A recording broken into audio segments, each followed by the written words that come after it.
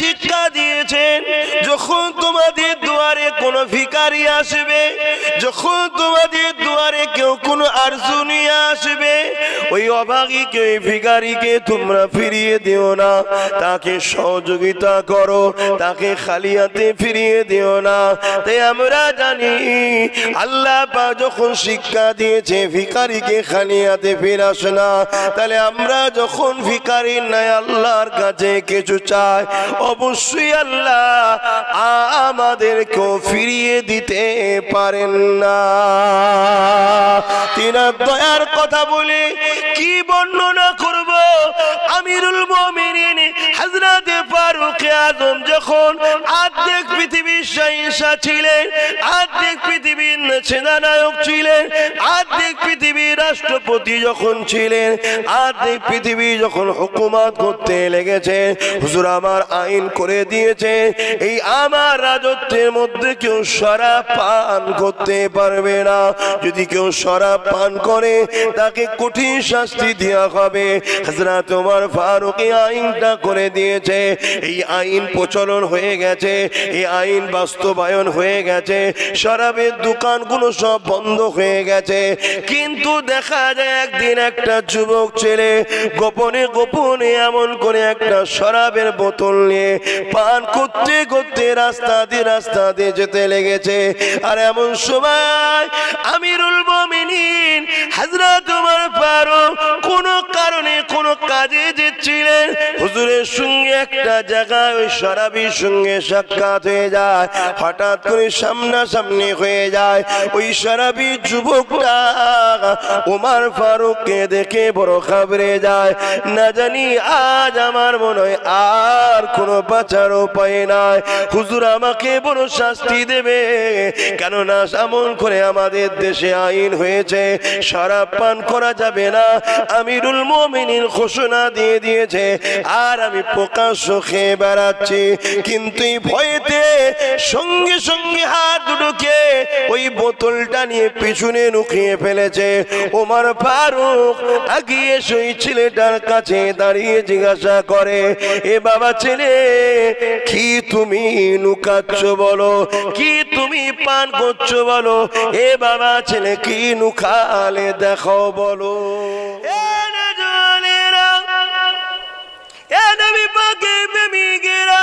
আল্লাহ এত দয়ালু, তুমি আমি তওবা করতে দেরি করি, শুধু নিয়তটা যদি করি আল্লাহ পাক কবুল করতে দেরি করেন না।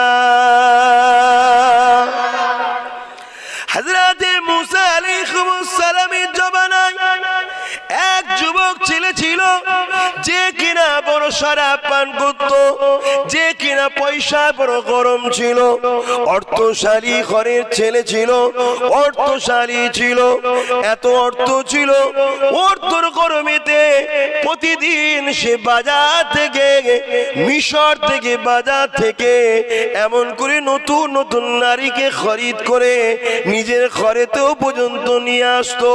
এলাকার কারো কিছু বলার ক্ষমতা ছিল না, কেননা তার অর্থ রয়েছে, তার ক্ষমতা রয়েছে, তাকে দেখে সবাই ভয় করত। কিন্তু একদিনের এক ঘটনা, এমন সময় বাজারে গেছে এক সুন্দরী কুমারী খাতুন ওই বাজারে দাঁড়িয়েছিল। তাকে মোটা অঙ্কের টাকা দিয়ে এই যুবকটা খরিদ করে নিয়ে এসেছিল। ঘরে যখন প্রবেশ করেছে ওই যুবতী কন্যাটা কাঁদতে লেগেছে। এই কান্না দেখে এই যুবকটা বলতে লেগেছে, আমি তো তোমাকে জোর করে নিয়ে আসিনি, তোমার মসজিদে অর্থ দিয়ে খরিদ করে নিয়ে এসেছি, এখন তুমি কান্না কাটি কেন করো? ওই যুবতী কুমারীটা বলতে লেগেছে, হে আল্লাহ পাকের বান্দা, অভাব আমাকে এই জায়গায় নিয়ে এসেছে, আমি বড় গরিব, আমার মা অসুস্থ বিমারে রয়েছে, পয়সা নাই, অর্থ নাই ওষুধ কেনার জন্য, তার চিকিৎসার জন্য, তাই অর্থ নাই আমার, এই মজবুরিতে আমি নেমে পড়েছি, কিন্তু কোনো দিনের জন্য আল্লাহর ভয়ে বেউজ্জতি কখনো নিজেকে করিনি, বেপর্দা কোনো দিন করিনি। আজ আমি নাচারে বিপদে পড়ে নেমে পড়েছি। ওই সময় এই কথাটা যে শুনেছে ওই যুবক যে প্রতিদিন বদমাশ পাপী হয়ে আছে, ওই যুবকটা চোখের পানি জারি হয়ে গেছে। ওই যুবকটা আসমানের দিকে মুখ তুলে বলতে লেগেছে, ও রাব্বি আল্লাহ পাক, একজন বান্দিকে এত গরিব করেছেন, তথাপিও সে কোনোদিন আপনাকে ভোলেনি, আপনাকে স্মরণ করে, আপনাকে ডাকে, আপনাকে পিয়ার করে। আর আপনি আমাকে এত ক্ষমতা দিয়েছেন, অর্থ দিয়েছেন, পাওয়ার দিয়েছেন, আমার তো উচিত বেশি বেশি করে আপনাকে স্মরণ করা, শুকরিয়া আদায় করা, অথচ আমি নিজেই আপনাকে ভুলে আছি। আল্লাহ আপনি আমাকে ক্ষমা করুন, আমি এই মহিলাকে আপনারকে সাক্ষী রেখে এর অপবিত্র না করে আমি একে আজাদ করে দিলাম।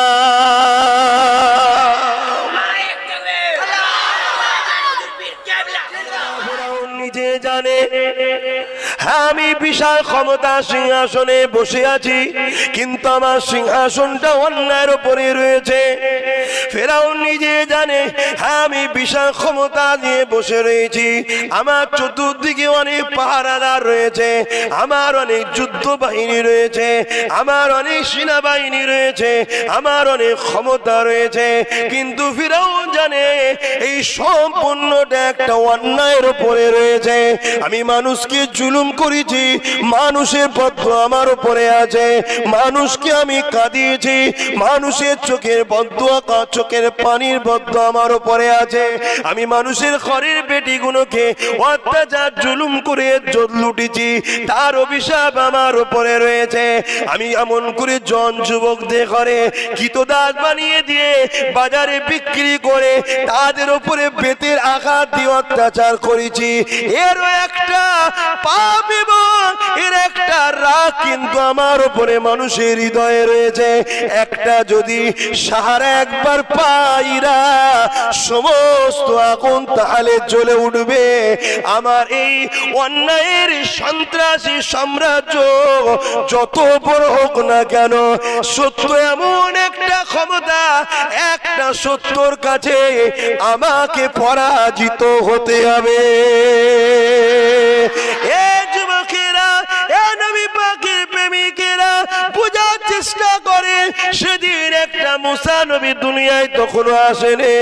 এই আসার ঘোষণা খবর শুনে সেদিনে জালিম ঘাবড়েছিল। আমরাও আজকে দেখতে পাচ্ছি আমাদের সমাজও কিছু জালিম আছে, তারাও একজনের জন্যই আজকে পেরেশানে রয়েছে, ঠিক না বেটি? কেন এরাও জানে যে আমরাও জালিম, এরাও জানে আমরা জালিম, এরাও দেখেন অনেক ধর্মগুরু পুষে রেখেছে টাকা দিয়ে, এরা অনেক সব বুদ্ধিজীবী পুষে রেখেছে দলে, এ আছে না? না, কেন এরাও জানে যে আমরাও সেসব একটা সত্য যদি থাকে। এ যুবকেরা, ফেরাউন কেমন জুলুম করেছিল, ফেরাউন জুলুম করতে করতে এত দূরে ফেরাউনের জুলুমটা উঠে গিয়েছিল, শত শেষে ফেরাউন নিজেকে মানুষের প্রভু দাবি করেছিল, মানুষের খোদা দাবি করে ফেলেছিল। এই খোদা দাবি যখন করে, মুসা নবী দুনিয়ার জমিনে তখন তশরিফ নিয়ে এসেছে। মুসা নবী একত্ববাদের দাওয়াত দিয়েছিলেন, লা ইলাহা ইল্লাল্লাহ, মুসা কালিমাতুল্লাহ, এই দাওয়াত তখন দেয়া হয়ে গেছে। ফেরাউনের ঘরে একজন মেয়ে কাজ করত, যিনার নাম হচ্ছে হযরতে মাসাত্তা। তিনি কিন্তু মুসা নবীর ওই বাণী পড়ে নিয়েছে, লা ইলাহা ইল্লাল্লাহ, মুসা কালিমাতুল্লাহ, এই কলেমা পড়েছে, ফেরাউনকে খোদা বলে মানে নে। এক তারিখে আমল করে মাসাত্তা ফেরাউনের কন্যার মাথা ছেড়ে দিতেছিল, হঠাৎ করে হাত থেকে কাঁকুইটা যখন পড়ে যায়, তোলার সময় বিসমিল্লাহ শুরু করছি আল্লাহর নামে, এই কথা বলে যখন কাঁকুইটা তুলতে লেগেছে, ফেরাউনের কন্যা শুনতে পেয়ে গিয়ে বাপের কানে খবরটা দিয়ে দিয়েছে। বাপ তখন মাসাত্তাকে ডেকেছে, এ মাসাত্তা, আল্লাহ শুনলাম নাকি তুমি আমাকে খোদা বলে মানো না, তুমি নাকি মুসার দলে চলে গিয়েছো। ওই সময় মাসাদটা চিন্তা করতে লেগেছে, আমি যদি সত্য কথা বলে দিই এ জালিম আমাকে মেরে দেবে, আর আমি যদি মিথ্যা কথা বলি আল্লাহ পাক নারাজ হয়ে যাবে।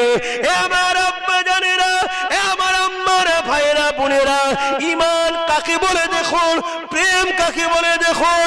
মাসাদটা একটা কন্যা হয়ে তিনার স্বামী ছিল না, 3টে সন্তান ছিল।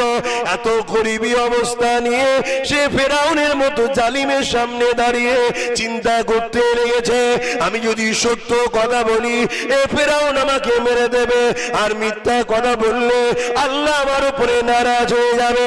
ওই সময় মাসাদটা ডিসাইড করে নিল, আমার জান যাই চলে যাক কিন্তু আমি আমার আল্লাহকে নারাজ করব না। আরো জোরে বলুন সুবহান।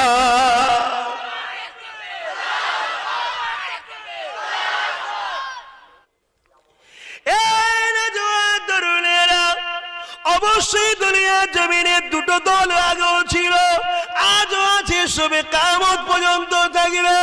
একটা দল হলো শয়তানের পক্ষে, একটা দল হলো রহমানের পক্ষে। মনে রাখবে আমার নবী পাক যখন রহমানের পক্ষে দাওয়াত দিয়েছিল, শয়তানের পক্ষে তখন ছিল আবু জেহেল, উতবা, সাইবা, আবু লাহাব।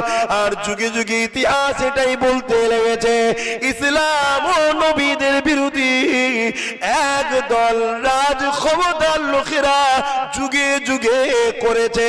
তার প্রমাণ আপনি তাকিয়ে দেখুন, আমার আপনার সকলের আব্বা জান হযরত ইব্রাহিম খলিলুল্লাহ, তিনার বিরুদ্ধে যে শক্তিটা জুলুম করেছিল সে ছিল নমরুদ, তার হাতে রাজ ক্ষমতা ছিল। মুসা নবীকে ঘর থেকে 6 বছর যিনি তাড়িয়ে রেখেছিল সে তার হাতেও রাজ ক্ষমতা ছিল, সে হলো ফেরাউন। আর আমার নবী পাক নূর নবীকে নিজের মাতৃভূমি থেকে ইয়াসরিবে চলে যেতে হলো যে জালিমদের জুলুমের অত্যাচারে। তারা হলো আবু জেহেল, উতবা, সাইবা, আবু লাহাব, তাদের হাতে রাজ ক্ষমতা ছিল। এই যুবকেরা, তরুণের বাপেরা, হযরত বেলালকে একদিন বাজারে ঘিরে ফেলা হলো। বেলালকে জিজ্ঞাসা করতে লাগা হয়েছে, এ বেলাল শুনলাম নাকি তুমি মুহাম্মাদের দলে চলে গেছো, তুমি আমাদের দল নাকি ছেড়ে দিয়েছো। হযরত বেলালও চিন্তা করতে লেগেছে, যদি জালিমদের সত্য কথা বলি এ জালিমরা আমাকে জুলুম করবে, গরম বালিতে পরে শুইয়ে রাখবে, আমাকে বেতের আঘাত দেবে, আমাকে রড গরম করে আমার ঠোঁটে মুখে ছেঁকা দেবে, আমার উপরে অনেক জুলুম অত্যাচার করতে থাকবে। কিন্তু অপরক্ষণ আবার চিন্তা করতে লেগেছে যে আল্লাহ আমাকে দুটো চোখ দিয়েছে, কান দিয়েছে, হাত দিয়েছে, জিন্দেগি দিয়েছে, আমাকে এখনো দয়া করে বাঁচিয়ে রেখেছে। সেই আল্লাহ বলেছে মিথ্যা বলবি না, সেই আল্লাহকে আমি কি করে নারাজ করি। তাই বেলাল প্রকাশ্য বাজারে জালিম সন্ত্রাসীদের সামনে আওয়াজ দিয়ে বলতে লাগলো, এ মক্কার জালিম সন্ত্রাসীরা শোনো, তোমরা যা শুনেছো সত্য শুনেছো, আমি অন্যায়ের দিকে নাই, আমি মুহাম্মদ রাসূলের ন্যায়ের দিকে।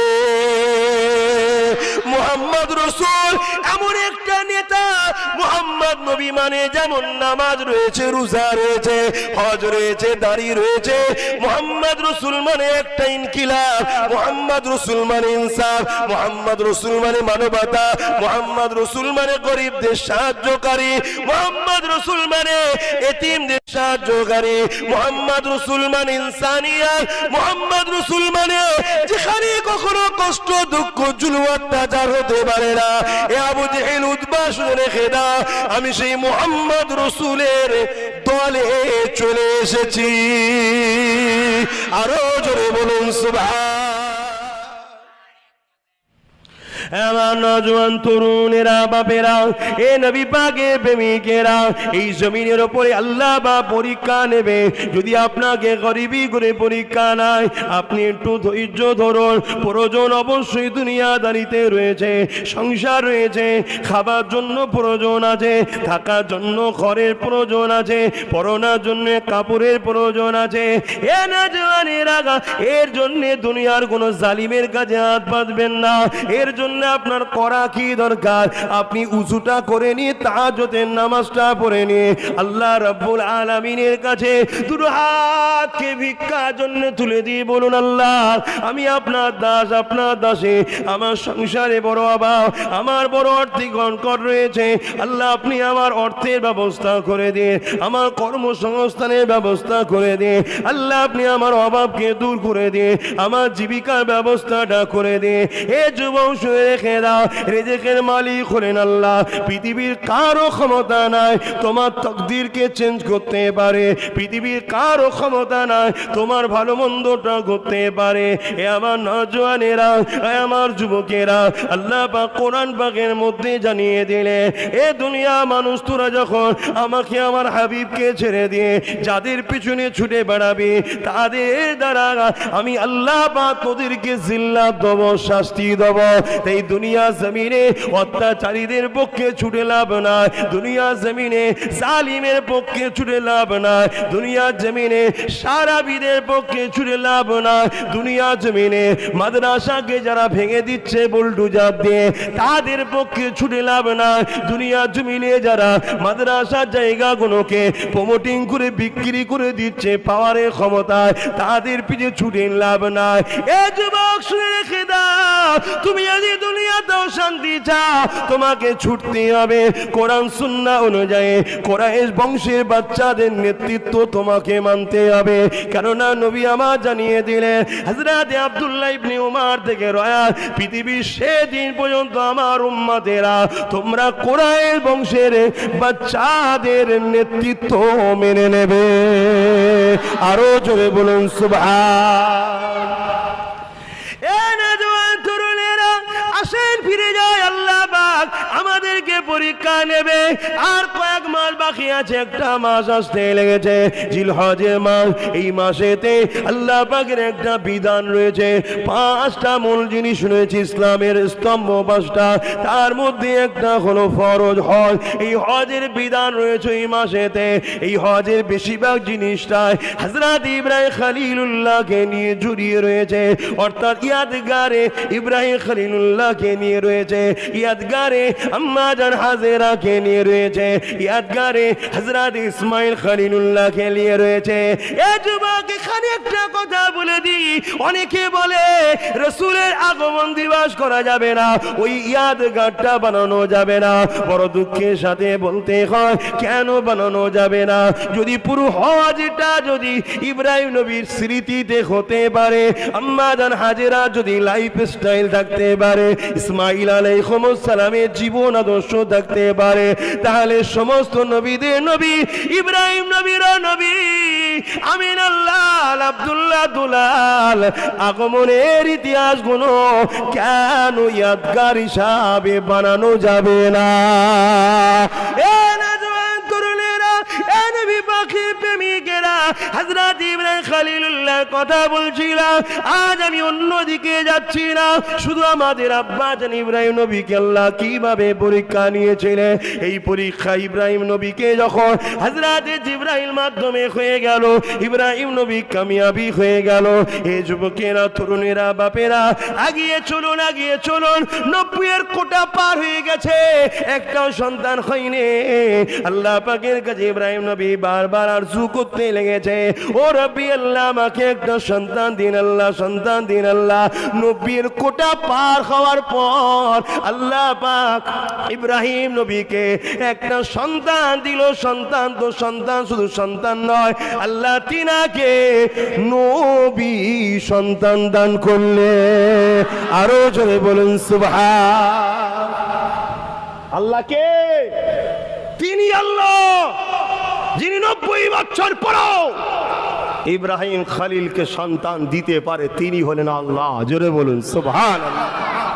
আমাদের ছেলেরা, যুবকরা কিছু আছে সংসারে বিয়ে করেছে, সন্তান হয়নি, সন্তান হয়নি।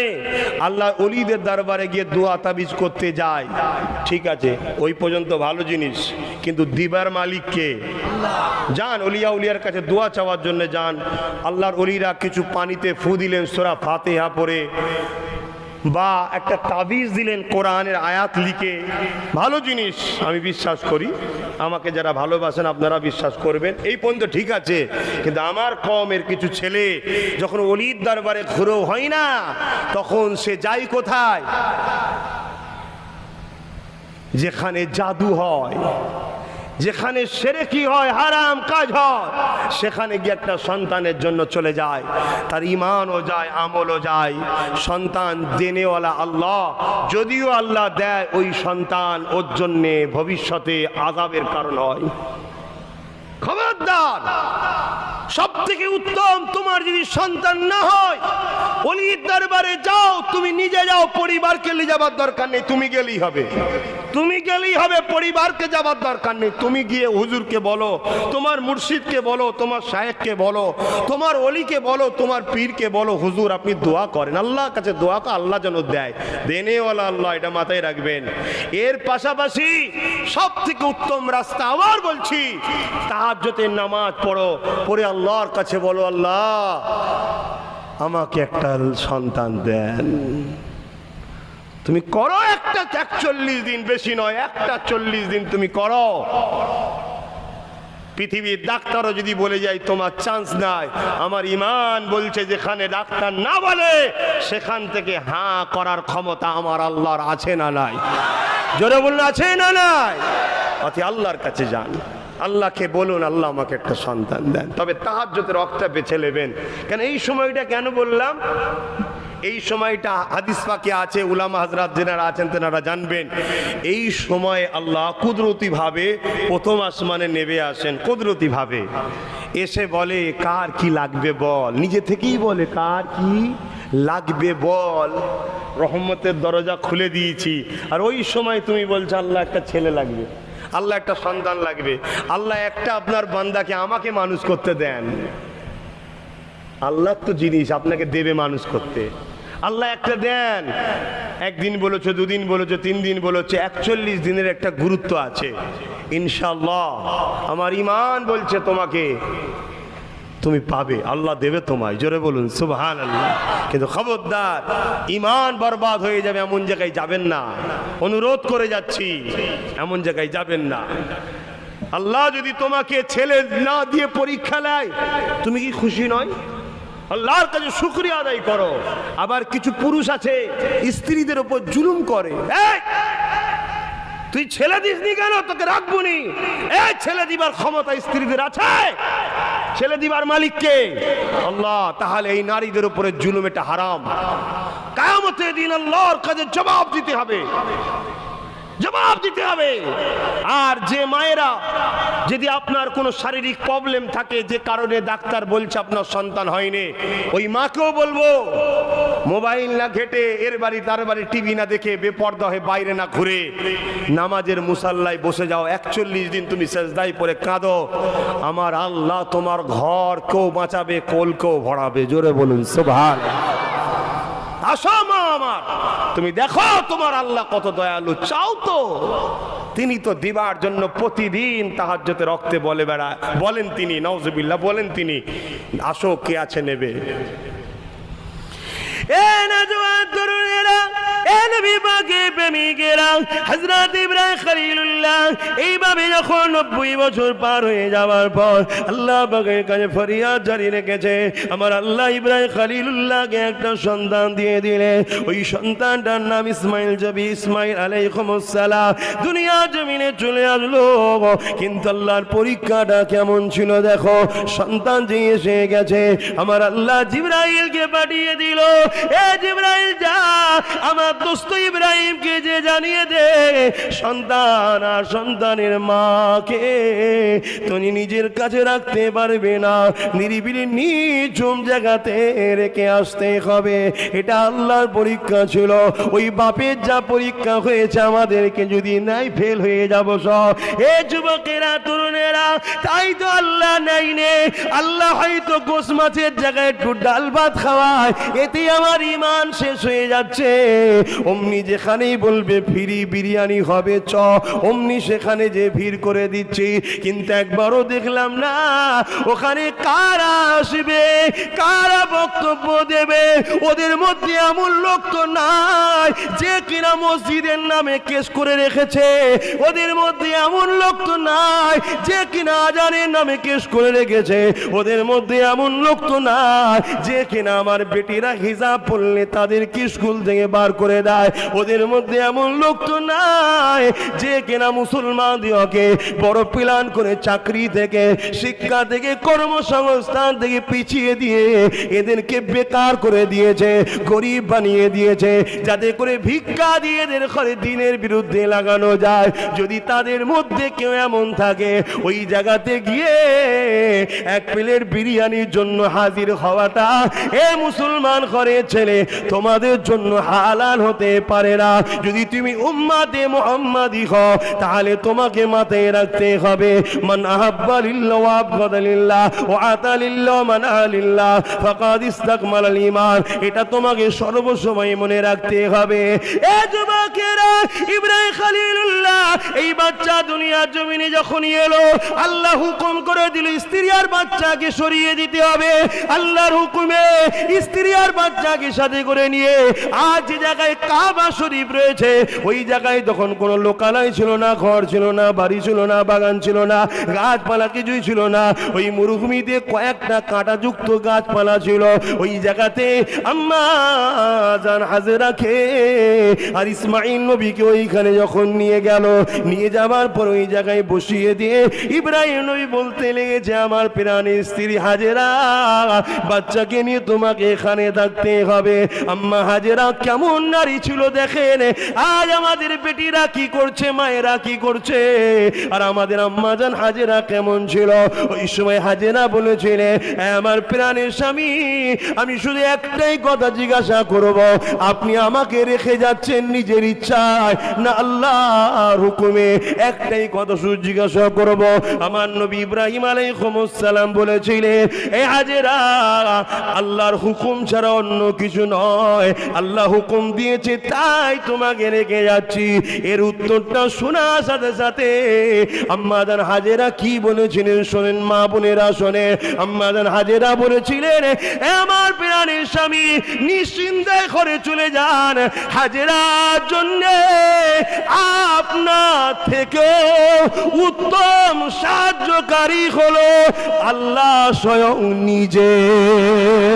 আরো জোরে বলুন সুবহান। ঈমান দেখেছেন? আপনার থেকে উত্তম সাহায্যকারী আল্লাহ। আল্লাহ যখন বলে তার কোনো কথা না, আপনি চলে যান।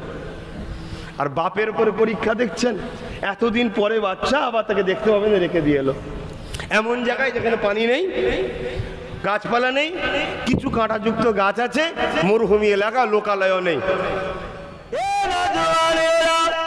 আল্লাহ পাক আমার নবীকে এত নিয়ামত করেছে, কেউ যদি একবার আমার নবীকে দেখে না, সে সত্য দেখলো, ঠিক দেখলো, আল্লাহ পাক তার জন্য পুরস্কার হিসাবে 7টা জাহান্নামের আগুনকে হারাম করে দেয়। এই জন্য যুগে যুগে আল্লাহ মাহবুব বান্দা বান্দিরা রাত জেগে জেগে দরুদের ওসিফা করে নবীর দিদারের জন্য কেঁদেছে। এ নওজওয়ানেরা, প্রেম আর আদব যদি না জাগে তাহলে তুমি নবী দিদার পাবে না। প্রেম আদব যারা করেছে তাদের দিকে শিক্ষা না, কেমন প্রেম করেছিলেন আল্লাহ নবীর সাহাবী হযরত আবু বকর সিদ্দিক, জিনার কথা আমার আগে মাওলানা সাহেব আলোচনা করতেছিল। এ জওয়ানেরা, এ নবী পাকের প্রেমিকেরা, আল্লাহ নবী একদিন নববী শরীফে বসে আছে, সাহাবা হুজুররা গিয়ে আল্লাহ নবীর কাছে এক একজন এক একটা মনের কথা শোনাতে লেগেছে। ইয়া রাসূলুল্লাহ, হাবিবাল্লাহ, আমাকে নামাজ সব সময় পড়তে ভালো লাগে। কেউ বলতে লেগেছে, ইয়া রাসূলুল্লাহ, হাবিবাল্লাহ, আমাকে সর্ব সময় রোজা রাখতে ভালো লাগে। এক একজন এক একটা কথা বলতে লেগেছে। হযরত আবু বকর সিদ্দিক উঠে দাঁড়িয়ে গিয়ে বলতে লাগলেন, হুজুর যদি ইজাজত দেন আমি আবু বকর আমারও কিছু ভালো লাগে আপনাকে বলবো। আল্লাহ নবী বলেছিলেন, ও হযরত আবু বকর বলো। হযরত আবু বকর বলতে লাগলেন, ইয়া রাসূলুল্লাহ হাবিবাল্লাহ আমাকে তিনটে কাজ বড় ভালো লাগে। কি ভালো লাগে? ইয়া রাসূলুল্লাহ হাবিবাল্লাহ আমার সর্বসময় ভালো লাগে আপনার নববী শরীফে এসে আপনার কদমের কাছে বসে বসে বসে আপনার নূরের চেহারার দিকে তাকিয়ে থাকতে বড় ভালো লাগে।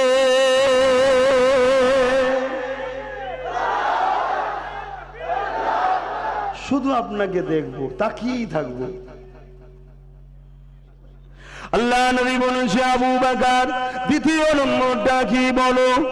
ইয়া রাসূলুল্লাহ হাবিবাল্লাহ হুজুর দ্বিতীয় নম্বর আমার যা কিছু আছে ইসলামের জন্য আপনার কদমে দিয়ে দেবো, আপনি নিজে হাতে করে খরচ করবে, এটা আমার বড়ই ভালো লাগে।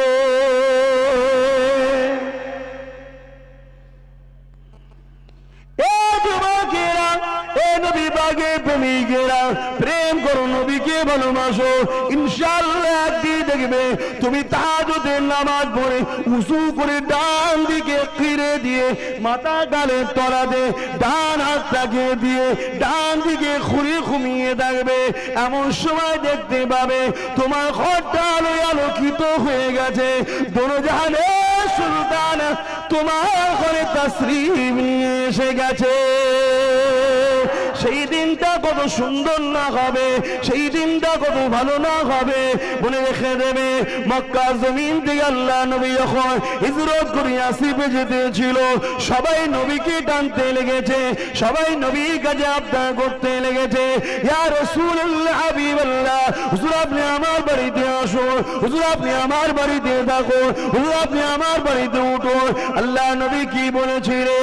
আমি সেই বাড়িতে যাব, আল্লাহ পাক যে বাড়িতে আমাকে নিয়ে যাবে, এই উটনিটা যে বাড়িতে গিয়ে বসবে, এই যুবকেরা এদিকে দেখা যায় সবাই নবীকে নিবার জন্য এমন করে কাতার দিয়ে বর্ডারে দাঁড়িয়ে রয়েছে, কিন্তু একজন মহিলা ঘরের মধ্যে বসে কোরআন তেলাওয়াত করে সিজদায় পড়ে আল্লাহর কাছে কাঁদে, ইয়া আল্লাহ পাক আপনার হাবিবকে কি আমি পাবো?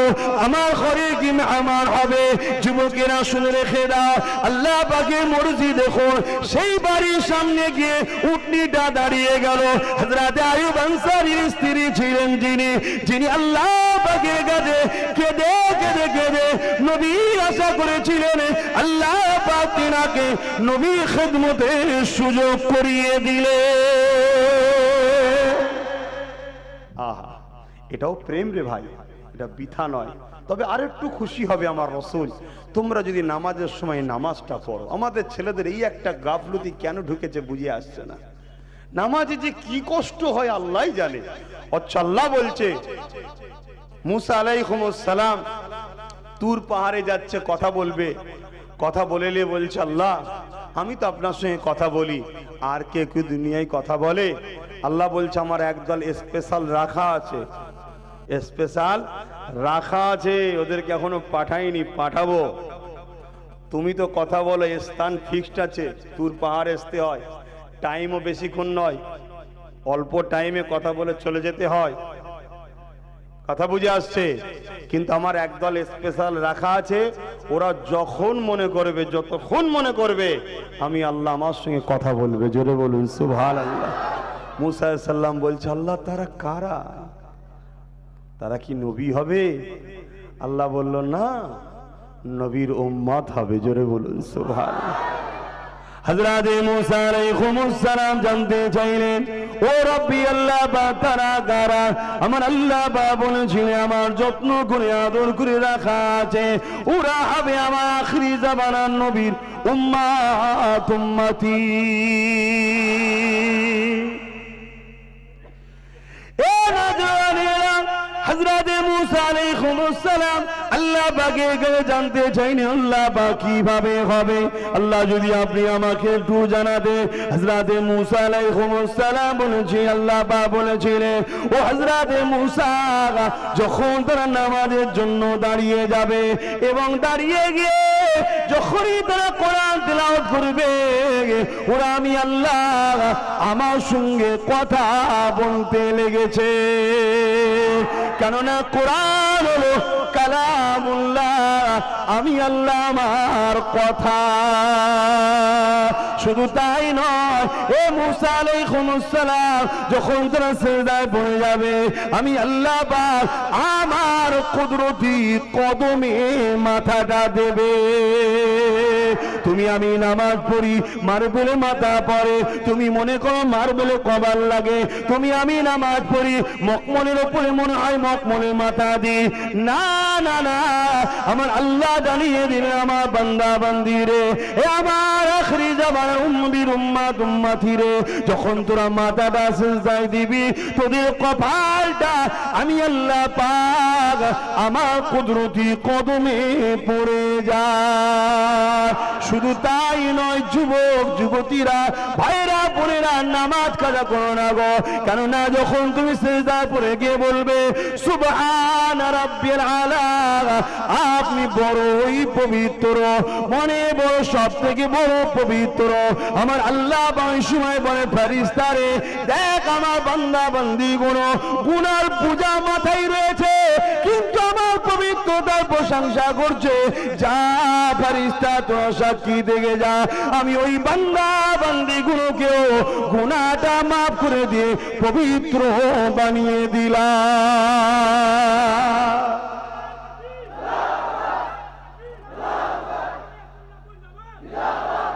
ভাই আমার, বোন আমার, এই একটাই শুধু আমার ভাইদের মধ্যে বোনেদের মধ্যে কমতি দেখা যায় না। আলহামদুলিল্লাহ আমি দেখেছি আমার মুজাদ্দিদ জামানের সিলসিলার অনুসারী অনুগামী এবং বাংলার বিশেষ করে জন যুবক এবং বোনেরা আলহামদুলিল্লাহ অনেক ইসলামের দিকে এগিয়ে আছে। এদের আদব, এদের ভালোবাসা অন্য জায়গার থেকে অনেক বেশি, কিন্তু একটা মারাত্মক ব্যাধি আমাদের মধ্যে রয়ে গেছে। কেন যে এটা হয় জানি না, নামাজটা কাজা করে ফেলে। এটা করো আমার সোনার ভাইরা, দেখবে তোমার মনের মধ্যে একটা শান্তি আসবে, মনে একটা আনন্দ পাবে, বহুত জিনিস তুমি পাবে, বেশি বলতে পারছি না। তুমি সেজদা তো করো, মজা কি আছে দেখো না। তবে তুমি কন্টিনিউ করো। প্রথমে প্রথমে তোমার তো মনের ভেতরে ইবলিস এখনো রয়েছে, অনেক ঘুরপাক দেবে, মনকে এদিক ওদিক টেনে নিয়ে যাবে। আবার মনকে তুমি টেনে নিয়ে আসো যে আমার আল্লাহ আমায় দেখছে, আমার সৃষ্টিকর্তার সামনে আমি দাঁড়িয়েছি, যিনি আমাকে বানিয়েছে। আবার শয়তান একটু পরে তোমাকে আবার মন টেনে নিলে কোন পার্কে চলে গেছে, এই অমুক দিন ঘুরতে গেছিলে, ওইটা মনের মধ্যে আবার তুমি টেনে নিয়ে আসো। এইরকম বারবার হতে হতে হতে হতে একদিন আল্লাহ বলবে, ইবলিস আমার বান্দা বান্দিরা খুব চেষ্টা করছে, এবার স্পেশাল ওর দিকে আমার কুদরতি দয়ার নজর দিয়ে দিলাম, একদম ওকে ডিস্টার্ব করবি না, তুই ফানা হয়ে যাবে নামাজে। জোরে বলুন সুবহানাল্লাহ। সেদিন একটা আনন্দ, সেদিন একটা অন্তরের তৃপ্তি, ভালোবাসা তুমি পাবে। তুমি আসো আমার ভাই, সেজদা করো, নামাজে আসো, নামাজটা পড়ো, আল্লাহ তোমাদেরকে অনেক সম্মান দেবে, অনেক মাকাম দিয়েছে, আরো দেবে, আখিরাতেও দেবে। নামাজিদের কত মর্যাদা আমরা তো সহজে পেয়েছি। জন্মটা নিবার পরে আমরা দেখেছিলাম মসজিদে আযান হতে লেগেছে। জন্মটা নিবার পরে আমরা পেয়েছি মা কোরআন শরীফ পড়তে লেগেছে। জন্মটা হবার পরে আমরা দেখেছি বাপ রোজা রাখতে লেগেছে। জন্মটা হবার পরে আমরা দেখতে পেয়েছি বোনের বড় আদর যত্ন করে বিবাহটা হতে লেগেছে। জন্ম হবার পরে দেখেছি আমাদের আত্মীয় স্বজন একে অপরকে ভালোবাসে, মিলেমিশে থাকে। জন্ম হবার পরে দেখেছি আল্লাহ পাকের দিনের আলোচনা হতে লেগেছে। এ যুবক, তোমরা কি জানো আজ তোমরা মাহফিলে না আসলে আমরা বকি, কিন্তু সেদিন কলেমা পড়লে তাদেরকে জুলুম করা হতো। কলেমা পড়লে তাদের জিভকে গরম লোহা দিয়ে ছেঁকা দেওয়া হতো।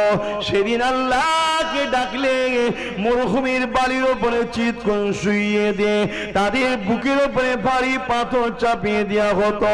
তারা এই গরম মরুভূমির বালিতে শুয়ে শুয়ে পিঠ পুড়ে যেত, নিঃশ্বাস নিতে পারত না, গরম পাথর, ভারী পাথর বুকে চাপানো। তথাপিও তারা জবান দিয়ে কখনো আল্লাহ আল্লাহ রসুলের নাম বন্ধ করেনি।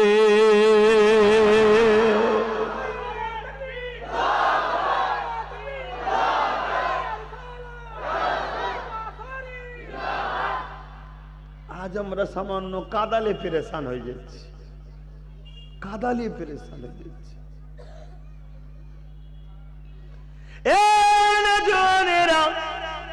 মৃত্যু যদি তোমার বন্যার সময় হয়ে যায়, কেউ তোমাকে যত্ন করে রেখে দেবে না। পানিটা কমে যাক তারপরে তাকে দাফন করব না, কেউ দরদি তোমার থাকবে না। কেননা 12 ঘন্টা যাওয়ার পরে শরীরের ভেতরে পোকা শুরু হওয়া হয়, আস্তে আস্তে পচন শুরু হয়ে যায়, দুর্গন্ধ বাইর হয়ে যাবে, মানুষ টিকতে পারবে না। এত দরদি কেউ নাই তোমাকে রেখে দেবে, ওই ভেলা করে ভাসিয়ে দেবে বা এমনি তোমাকে পানিতে ভাসিয়ে স্রোতে দিয়ে দেবে। কিন্তু মনে রেখে দাও, তুমি এই দুনিয়ার জমিনে আল্লাহকে খুশি করার জন্য, নবীকে খুশি করার জন্য পানিকে অপেক্ষা করে, কাদাকে অপেক্ষা করে, ঝড় তুফানকে অপেক্ষা করে, পাহাড় টপকে গিয়েও যদি আল্লাহ দিনের জন্য সময় দাও, অবশ্যই পরীক্ষা একদিন শেষ হয়ে যাবে। আল্লাহ তোমাকে রহমতের কোলে তুলে নিয়ে চিরশান্তির রহমতের জান্নাতটা দিয়ে দেবে। এটাই তো পরীক্ষা।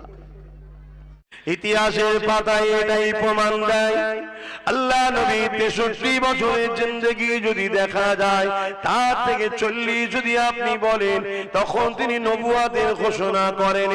কিন্তু মনে রাখবেন, আহলে সুন্নাত ওয়াল জামাতের আকীদা হলো আমার নবী সবার আগেই নবী ছিল। যখন কোনো কিছুই ছিল না, তখন আল্লাহ পাকের কুদরতি কাছে মুহাম্মদ রাসূল নবী ছিল। কিন্তু চাকরি জয়েন করে কাজ করেছে 40 বছর বয়সে। নবী দুনিয়ায় যখন এসেছিলেন তখনও নবী ছিলেন। বাপ আদম যখন পানি হাওয়ার সঙ্গে কাদামাটির সঙ্গে মিশেছিল, তখনও মুহাম্মদ আরবি নবী ছিলেন, নবী ছিলেন। আল্লাহ আরশে আজিমকে যে 8 জন ফেরেশতা বহন করে রেখেছে, ওই ফেরেশতাও যখন ছিল না, তখনও মুহাম্মদ রাসূল নবী ছিল। আল্লাহর আরশ কুরসি যখন ছিল না, তখনও মুহাম্মদ রাসূল নবী ছিলেন। ওদিকে আলোচনা করছি না, আমি যে কথা বলছি, আল্লাহ নবী, নূর নবী, দয়াল নবী দুনিয়া জমিনে আমাদের জন্য এসেছে মডেল। লাকাদ কানা লাকুম ফি রাসূলিল্লাহি উসওয়াতুন হাসানা। নবীকে আল্লাহ মডেল করেছে। উসওয়াতুন মানে হচ্ছে মডেল। নামাজ পড়বে কাকে দেখে? রাসূলুল্লাহকে দেখো। রোজা রাখবে কাকে দেখে? রাসূলুল্লাহকে দেখো। এমন করে হজ করবে কাকে দেখে? রাসূলুল্লাহকে দেখো। রোজা রাখবে কাকে দেখে? রাসূলুল্লাহকে দেখো। কন্যার বিয়ে দেবে কাকে দেখে? রাসূলুল্লাহকে দেখো। তোমার সংসার নীতি কেমন হবে? রাসূলুল্লাহকে দেখো। তোমার আত্মীয় জীবন কেমন হবে? রাসূলুল্লাহকে দেখো। তোমার অমুসলিমের সঙ্গে কেমন ওঠা বসা সম্পর্ক হবে? রাসূলুল্লাহকে দেখো। তোমার মাতৃভূমির প্রেমটা কেমন হবে? রাসূলুল্লাহকে দেখো। তুমি রাষ্ট্রপ্রধান হতে চাও? রাসূলুল্লাহকে দেখো। তুমি জনপ্রতিনিধি হতে চাও? রাসূলুল্লাহকে দেখো। এই যুবক শুনে রেখে দাও, রাসূল ছাড়া অন্য কাউকে আল্লাহ লিডার করে পাঠাইনি, নেতা করে পাঠাইনি। অন্য কাউকে অনুকরণ করাটা চলবে না। অন্য কাউকে যদি মডেল করে নাও, তাহলে তোমার দুনিয়াতে যেমন চলছো আরো বেশি চলতে হবে আগামী দিন। আর রাসূলকে যদি মডেল করো, এক তো মদিনাওয়ালা দোয়া পাবে, আল্লাহ খুশি হবে, তুমি বুঝতে পারবে না তোমার দ্বারা কত ভালো কাজ হয়ে যাবে। কেন আল্লাহ যাকে সাহায্য করে সে দুনিয়া আখিরাতেই কামিয়াব হয়ে যায়। আরো জোরে বলুন সুবহান।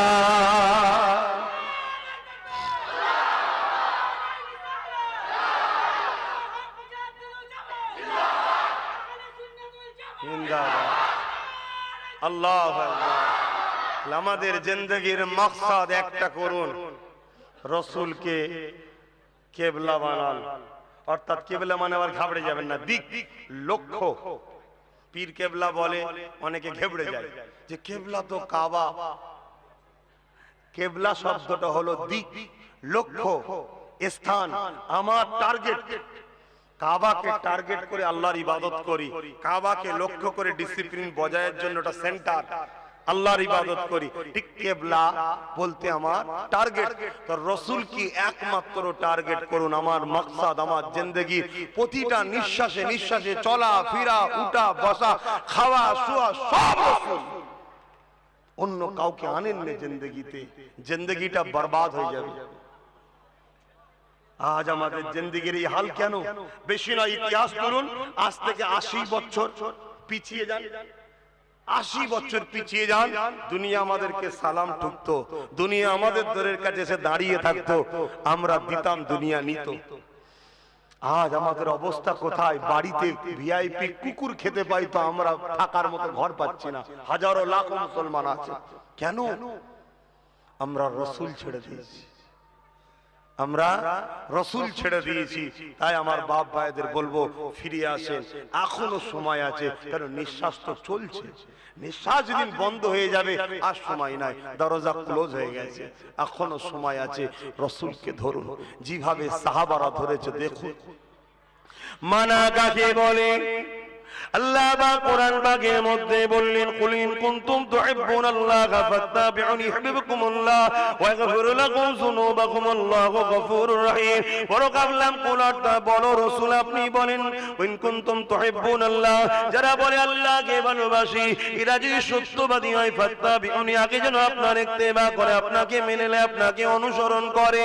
এ যুবকেরা, আপনারা, তরুণীরা, মায়েরা, এই যে ইত্তেবা, অনুসরণ, মানা, এই মানাটা কাকে বলে? মানার বিষয়ে একটা কথা বলি শোনে। হযরত আমিরুল মুমিনিন, খলিফাতুল মুসলিমিন, আর্ধেক জাহানের নেতা, আর্ধেক জাহানের বাদশাহ, আমিরুল মুমিনিন হযরত ওমর ফারুক যখন সিংহাসনে বসেছে, অর্ধেক পৃথিবী চালাতে লেগেছে, রাষ্ট্র পরিচালনা করতে লেগেছে। হযরত ওমর ফারুক একদিন একটা জায়গাতে সফরে যেতেছে ঘোড়ার পিঠে, সঙ্গে কিছু লোক রয়েছে, তানারা ঘোড়ার পিঠে রয়েছে। একটা ফাঁকা জায়গাতে হযরত ওমর ফারুক মাথাটাকে ঘোড়ার পিঠে বসে হ্যাট করে নিল, এমন ভাবে হ্যাট করলো যেন কিছু লেগে যাবার ব্যাপার ছিল। আবার কাজ মিটিয়ে যখন সেই রাস্তা দিয়ে ফিরে আসে, সেম জায়গাতে আবার ওমর ফারুক মাথাটা হ্যাট করে নিল। সাথীরা দেখার পরে বলতে লেগেছে, ও হযরত ওমর ফারুক, বড় কৌতূহল হতে লেগেছে, এই জায়গাতে যাবার সময় আপনি মাথাটা হ্যাট করেছিলেন, আবার ফিরে আসার সময় ওই জায়গাতে মাথাটা হ্যাট করলেন, ভাই ওমর কারণটা কি জানতে পারি? হযরত ওমর বলতে লেগেছে, তোমরা যদি বিস্তারিত জানতে চাও আলাদা কথা, তবে আমি ওমর কেন করেছি শোনো। আল্লাহ নবী একদিন যেতেছেন এখানে ঘোড়ার পিঠে, এই জায়গাতে নবী পাক মাথা হেট করেছিল, তাই আমিও মাথাটা হেট করে নিয়েছি। এ যুবকেরা, ভাই, আমি আমার নবী পাকের সাহাবী হযরত ওমরকে সাথীরা জিজ্ঞাসা করতে লাগলো, ভাই ওমর বিস্তারিত যদি একটু বলতে। হযরত ওমর তখন বলতে লেগেছে, ওই জায়গাতে যখন নবী সেদিন যেতেছিলেন, একটা গাছ ছিল, গাছের একটা ডাল ছিল, এই ডালটা লেগে যাবার ব্যাপার ছিল। এই নবী পাক শিক্ষার জন্য, কারণ নবীকে তো লাগবে না, ডাল উঠে যাবে, কিন্তু নবী যদি না হয়, হ্যাঁ সবাই হবে না, সবার মাথাটা ফেটে যাবে, তাই নবী পাক শিক্ষা দিবার জন্য করেছিল। এই ডালটা দেখে নবী মাথা হ্যাট করেছিল। সাথীরা বলতে লেগেছে, ভাই ওমর সেদিন গাছ ছিল, ডাল ছিল, মাথা হ্যাটের কারণ ছিল, আজ গাছও নাই, ডালও নাই, কেন মাথা হ্যাট করলে? ওমর বললেন, বিস্তারিত জানতে চেয়েছেন তাই বললাম, সেদিন গাছও দেখিনি, ডালও দেখিনি, আমি সর্বসময় নবী দেখেছি, নবী যা করেছে আজও তাই করে যাচ্ছি। আরো জোরে বলুন সুবহান আল্লাহু আকবার। মানা একে বলে, গাছও দেখিনি সেদিন, ডালও দেখিনি, অর্থাৎ তার মানে গুরুত্ব আমি ওটা দিইনি, আমি দেখেছি বলতে এই দেখা বুঝবেন না, মাইন্ডে আনিনি। আমার রসুল যা করবে এটা আমি করবো, এটাই আমি জানি। সময়ের দিকে খেয়াল করে একটু তাড়াহুড়ো করে সব বলছি, বুঝতে পারছেন তো নাকি? তাহলে আমাদের লক্ষ্য কি হবে? রসুল। লক্ষ্য কি? রসুল। আর রসুল যখন বলেছে কোরাইশের নেতৃত্ব মানো, ইদিক উদিক করাটা আমাদের ঠিক হবে? কোরাইশ যখন এতদিন নেতৃত্ব দেয়নি আলাদা কথা, আজ যখন দিচ্ছে আমাদের সবাইকে ঝাঁপিয়ে তার সাথ দেওয়া দরকার। এটা প্রত্যেকটা মানুষের উচিত হবে। না হয় যেভাবে এতদিন ঠকছি আগামীতে আরো ঠকতে হবে। যত দিন যাচ্ছে আস্তে আস্তে দেয়ালের দিকে পিঠ ঠেকে যাচ্ছে। এখনো ঠেলার সময় আছে, কিন্তু এরপরে আর ঠেলার সময় থাকবে না। তাই একটু বুঝিয়ে যাচ্ছি, ভয় খাচ্ছেন নাকি আপনারা? কাপুরুষ বারবার মরে, বীর পুরুষ একবার মরে। মাঝে মাঝে তো দুঃখ লাগে যে আমার কওমেরই কি হাল হলো। হ্যাঁ, আমার কওমে দুটো বাচ্চা ছেলে কথা বলে যায়, শোনেন। হযরত মুআয আর মুআয দুটো ছোট্ট ছোট্ট বাচ্চা একদিন মদিনা নববী শরীফে নামাজ পড়তে গেছে। নামাজ পড়তে গিয়ে দেখে মদিনা নববী শরীফটাতে কয়েকজন বুড়ো বুড়ো সাহাবা ছাড়া আর কেউ মদিনা নববী শরীফে নাই। আল্লাহ নবীও নাই, যুবক সাহাবাদের দলগুলো নাই, শুধু কিছু বুড়ো বুড়ো সাহাবা রয়েছে। এই দৃশ্যটা দেখে ছোট্ট ছোট্ট দুটো বাচ্চা মহারাজ মুআয এসে আমার তিনার আম্মা জানের কাছে বলে, আম্মা জান, আজকে মদিনা নববী শরীফটা এত ফাঁকা ফাঁকা কেন? আল্লাহ নবীকে দেখতে পেলাম না, সাহাবা হুজুরকে দেখতে পেলাম না, শুধু কিছু যুবক কিছু মুরব্বী সাহাবা রয়েছে। আম্মা জানের কারণটা কি? ওই সময় মা বলেছিলেন, বাবা ছেলে তুমি কি জানো না বাবা, ওই যে সন্ত্রাস আবু জেহেল, ওই যে সন্ত্রাস উতবা, ওই যে সন্ত্রাস আবু সুফিয়ান, ওরা বিশাল বাহিনী নিয়ে সুসজ্জিত যোদ্ধা 1000-এর উপরে সৈন্য নিয়ে বদর প্রান্তরে হাজির হয়েছে। আমার নবী পাকের পেয়ারা মদিনার উপরে হামলা করবে, মদিনার মানুষের ক্ষতি করবে, সাহাবাদের ক্ষতি করবে, মদিনার নারীদের উপরে জুলুম করবে, মদিনার পশু পাখি গুলো লুটে নিয়ে চলে যাবে। এই জন্য মদিনা ও মদিনাবাসীর ইজ্জত আবরু হক নাইকে জিন্দা করার জন্য আল্লাহ নবী সাহাবাদিওকে সাথে করে নিয়ে তাদের প্রতিরোধ করতে গেছে। ইসলামের জুলুম করা হারাম, জান বাঁচানো হলো ফরজ, জুলুম করা হলো হারাম। জুলুম কাকে বলে? কারো একটা অধিকার জোর করে নেব, একে বলা হয় জুলুম। আজকে মুসলমান ঘরের ছেলেরা 100-র মধ্যে 95% জুলুম করছে বা জুলুমকারীদের বন্ধু হচ্ছে। উভয়টা যাবে জাহান্নামে। একজন আলেম হিসাবে, দিনের দায়ী হিসাবে আমার বোঝানো দরকার আছে, জুলুম করা যেমন অন্যায়, জালিমকে সাথ দেওয়া তেমন অন্যায়, চুরি করা যেমন অন্যায়, চোরকে সাপোর্ট করা যেমন অন্যায়, মিথ্যা কথা বলা যেমন অন্যায়, মিথ্যাবাজকে সাপোর্ট করা তেমন অন্যায়, ধোঁকা দেওয়া যেমন অন্যায়, ধোঁকাবাজকে সাপোর্ট করা তেমন অন্যায়। তাই আমার কওমকে জানিয়ে দিয়ে যায়, এ আমার নবীর প্রেমিকেরা, হযরত মুআয আর মুআয দুই ভাই কথাটা শোনার সাথে সাথে বলে, আম্মা বড়দের বড় বড় তরোয়াল হয়, আমার কি দুটো ছোট ছোট তরোয়াল হবে না? হযরত মুআয আর মুআযের কথা শুনে মা জিজ্ঞাসা করতে লেগেছে, বাবা ছেলে রে, তুমি তরোয়াল নিয়ে কি করবে? ওই বাচ্চা গুলো বলেছিল, খুজু আম্মা জান, আল্লাহ নবীর দুশমন আবু জেহেলের নাম নিশানাটা মিটিয়ে দিতে চায়। আরো জোরে বলুন সুবহান আল্লাহ।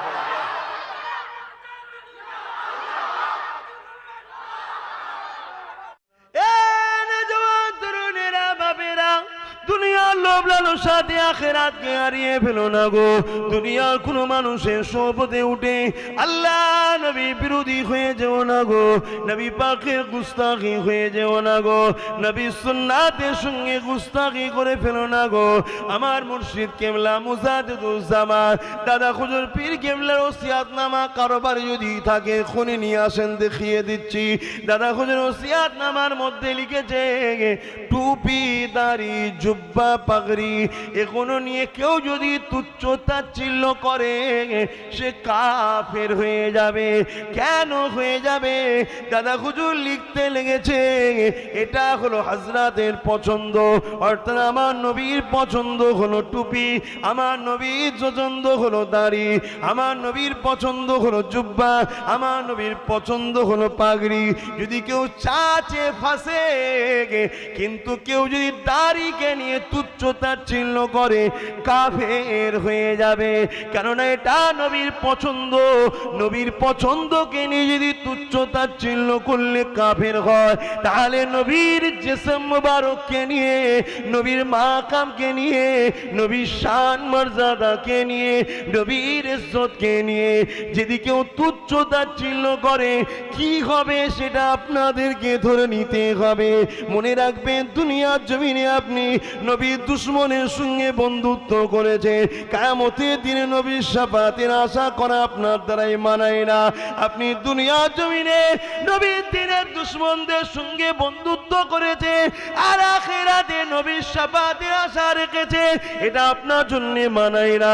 আপনি নবীর দুশমনদেরকে সহযোগিতা করেছে আর আখিরাতে নবীর শাফাতের আশা করে, এটা আপনার জন্য কখনো মানায় না। আপনি নবীর পরিবারদের বিরুদ্ধে দুশমনি যারা করে তাদের পিছনে আপনি দলদাস হয়ে খুনে বেরিয়েছে আর কিয়ামতের দিনে নবীর শাফাতের আশা রাখছে, এটা কখনো আপনার জন্য মানায় না। যুবকেরা শুনে গেলাম এই দুনিয়া কিছু সময়ের জন্য আজ আছে কাল নাই, চলে সবাইকে যেতে হবে ওই ময়দানে মাশরে। আল্লাহ এমন সময় জানাবে ও হযরতে জিবরাইল যা চলে যায় আমার জাহান্নামকে নিয়ে সে পাশে দিয়ে বেঁধে দেয়। আল্লাহ পাকে জিবরাইল ফেরেশতা চলে যাবে জাহান্নামকে নিয়ে সে পাশে বেঁধে দেবে। 70,000 জিনজিল দিয়ে আল্লাহ পাক জাহান্নামকে বাঁধবে। জিনজিল ধরে 70,000 ফেরেশতাকে একটা জিনজিলে ধরে রাখবে, জাহান্নামকে ধরে রাখতে পারবে না। জাহান্নাম লম্বা লম্বা জিভ বার করে গুনাহগার দেখে ধরতে যাবে। এ যুবক দাঁড়িয়ে যাও, এ যুবক বসে যাও, এ যুবক একটু খেয়াল করে শুনে না। এই জিন্দেগি তোমাকে আল্লাহ দিয়েছে শুধুমাত্র হাবিবের পিছনে কুরবানি করার জন্য। এই হাবিবের হায় হ্যাঁ বলা, হাবিবের নাই না বলা, এটাই তো ইল্লা লিয়াবুদু, আল্লাহ পাকের দাসত্ব হয়ে যাবে। যদি বলেন কেন? এই জমিনের উপরে আসমানের নিচে আল্লাহর সৃষ্টির মধ্যে সব থেকে বেশি যদি কেউ আল্লাহর দাসত্ব করেছে তিনি হলেন মুহাম্মদ রাসূল। আমার নবী পাকের মতো দ্বিতীয় কেউ আল্লাহকে ভালোবাসতে পারেনি, আমার নবী পাকের মতো দ্বিতীয় কেউ আল্লাহর দাসত্ব করতে পারেনি, আমার নবী পাকের মতো আল্লাহ পাক যেটা পছন্দ করে তা থেকে দূরে সরে যাওয়া আমার রাসূলের মতো দ্বিতীয় কেউ না। তাই আল্লাহ পাক কোরআন পাকের মধ্যে জানিয়ে দিলে লাকাদ কানা লাকুম ফি রাসূলিল্লাহি উসওয়াতুন হাসানা। এই দুনিয়ার মানুষের আমি আল্লাহ তোমাদের জন্য আমার হাবিবকে মডেল করে পাঠিয়ে দিলাম। এই দুনিয়ার মানুষ তোমাদের উঠা বসা চাল চলন কথাবার্তা নামাজ রোজা হজ যাকাত দান খায়রাত যাই করো না কেন আমার মুহাম্মদ যেভাবে করতে বলেছে বা করেছে এইভাবেই করতে হবে। যেটা রাসূল নিষেধ করে দিয়েছে ওটাকে তোমাদেরকে ছেড়ে দিতে হবে। নবী নবী নবী নবী নবী নবী নবী নবী নবী নবী নবী নবী আল্লাহ তো নিজে বলে দিল তোর জিন্দেগির প্রতিটা নিঃশ্বাসে নিঃশ্বাসে মুহূর্তে মুহূর্তে শুধুমাত্র মুহাম্মদ মডেল থাকবে।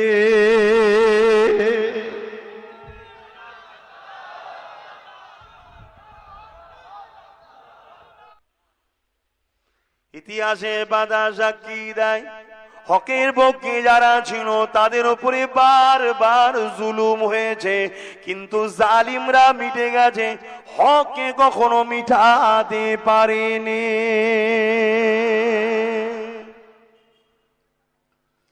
এ না জওয়ানেরা পৃথিবীর জমিনে ছিল মুসা আলাইহিস সালাম, যিনি রহমানের দিকে, আর পৃথিবীর জমিনে ছিল ফেরাউন, যিনি ছিল শয়তানের দিকে। ফেরাউন কিছুদিনের জন্য হয়তো আরাম আয়েশ করেছে, নারী পেয়েছে, মদ পেয়েছে, পাহারাদার পেয়েছে, রাজপ্রাসাদ পেয়েছে, আনন্দের জিন্দেগি কিছুদিন কাটিয়েছে। কিন্তু আজ ফেরাউন হারে হারে বুঝতে পারছে আমার কি দশা হতে লেগেছে। এবং দুনিয়ার জমিন থেকে ওই ফেরাউন যখন বিদায় নেয়, কত বেউজ্জতির মরণ একটা এত বড় রাজা মহারাজাকে আল্লাহ পাক নীল নদী চুবিয়ে চুবিয়ে তাকে হত মেরেছে, তার মৃত্যুটা বড় জিল্লাতের সাথে হয়েছে। অপর দিকে রয়েছে মুসা আলাইহিস সালাম, যিনি রহমানের দিকে থাকার জন্য কত কষ্ট না তিনার উপরে হয়েছে। তিনার সঙ্গী সাথী যারা ছিল রহমানের দিকে থাকার জন্য কত কষ্ট জুলুম না তিনাদের উপরে হয়েছে। ইতিহাসে পাতা সাক্ষী দিয়ে দেয়, একটা দিন দুটো দিন নয়, 40টা বছর তিনারা নিজেদের ঘর বাড়ি ছাড়া হয়ে পাহাড়ে জঙ্গলি দিগুদি ঘুরে থাকতে হয়েছে। তোমাকে তো এখনো 40 দিন ঘর ছাড়া হতে হয় না, তিনাদের ঘরে হকের পক্ষে থাকার জন্য 40টা বছর ঘর ছাড়া হতে হয়েছে। তোমাদের তো এখনো 2-10-50 হাজার মরেনে, তিনারা হকের পক্ষে থাকার জন্য মুসা আলাইহিস সালামের মান্যওয়ালাদের মধ্যে 6 লক্ষ ভালোবাসার মানুষকে ফেরাউনের জুলুম হত্যা করে দিয়েছে। এ যুবকেরা এত কিছু দেখার পরও তিনারা একটা জায়গায় মজবুত হয়েছে। আমাদের জন্য আল্লাহ যতই কঠিন পরীক্ষা রাখুন না কেন, আমার প্রেমিক যেটা চাইবে আমি সেটাই চাইব। আমার প্রেমিককে খুশি করার জন্য তার পরীক্ষাতে যদি জীবন লাগে জীবন দিও, আমার প্রেমিক আল্লাহকে খুশি করব।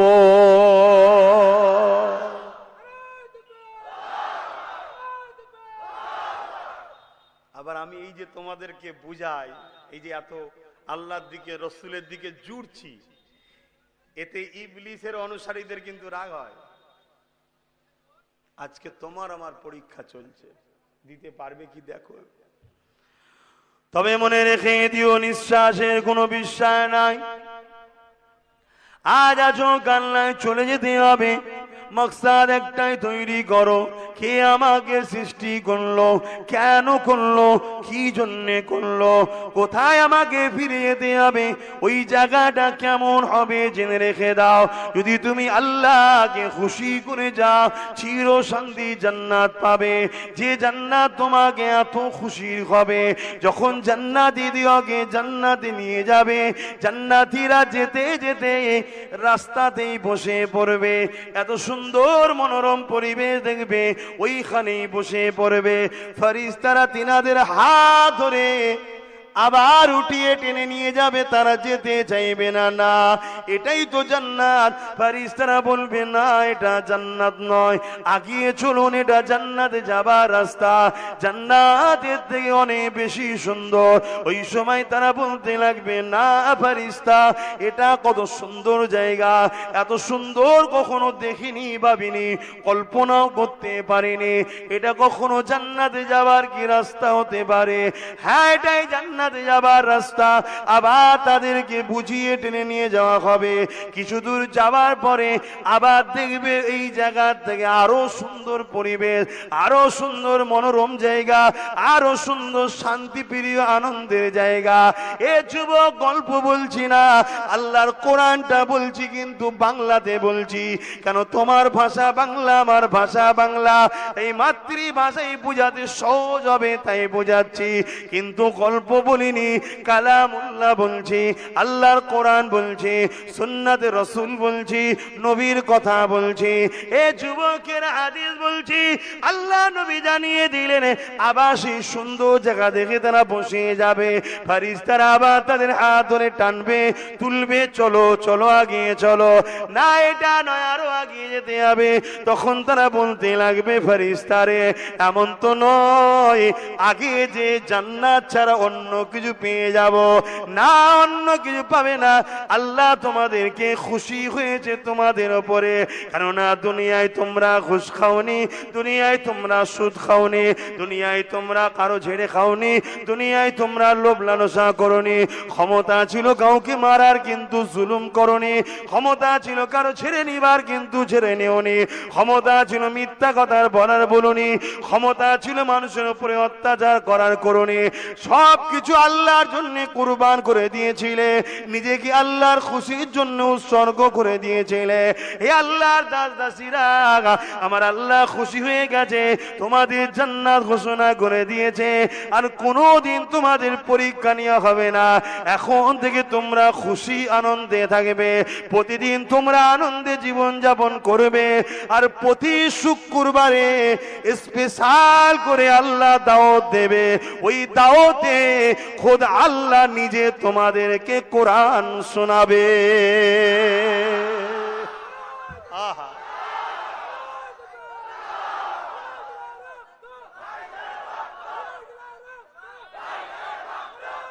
আল্লাহ। আমার ভাই 30 বছর হয়ে গেল, 22-32 বছর হয়ে গেল, 35 হয়ে গেল, 40 হয়ে গেল, আর কদিন?